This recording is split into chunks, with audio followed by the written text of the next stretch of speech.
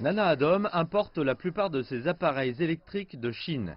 C'est un moyen infaillible de maintenir les prix bas. Pourtant, les choses deviennent plus chères. La dépréciation continue du cédi ghanéen par rapport au dollar américain signifie qu'il faut payer plus pour les mêmes produits. Lorsque vous importez les marchandises avec le dollar et que vous les apportez au Ghana, nous utilisons des cédis pour les acheter. Donc si le client vient et que le prix des marchandises a augmenté, il se plaigne beaucoup. En 2008, un cédi valait $1. En 2020, il vous en faut près de 6 pour acheter ce même dollar. Il existe un certain nombre de facteurs en jeu, dont le plus important est la fuite des capitaux. Les investisseurs ont retiré d'importantes sommes d'argent du pays, préoccupés par sa santé financière et se méfiant de la capacité du gouvernement à freiner les dépenses.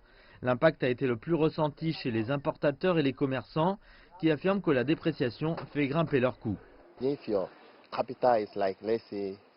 Si votre capital est de 20 000 $ et que le taux de change est de 5 cédis, certainement s'il y a une augmentation du taux de change, il n'y a aucun moyen que vous obteniez ces 20 000 $ avec les mêmes cédis du Ghana. Certainement, vous devez aller vous renseigner pour en savoir plus.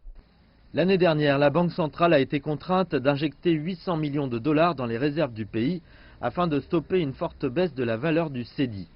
Le gouvernement a également émis des milliards de dollars d'obligations pour stimuler les entrées de dollars. Les deux mesures ont aidé à stabiliser le virage, mais seulement pendant un court instant. La Banque du Ghana prévoit désormais de vendre aux enchères 715 millions de dollars pour lutter davantage contre la dépréciation du cédi.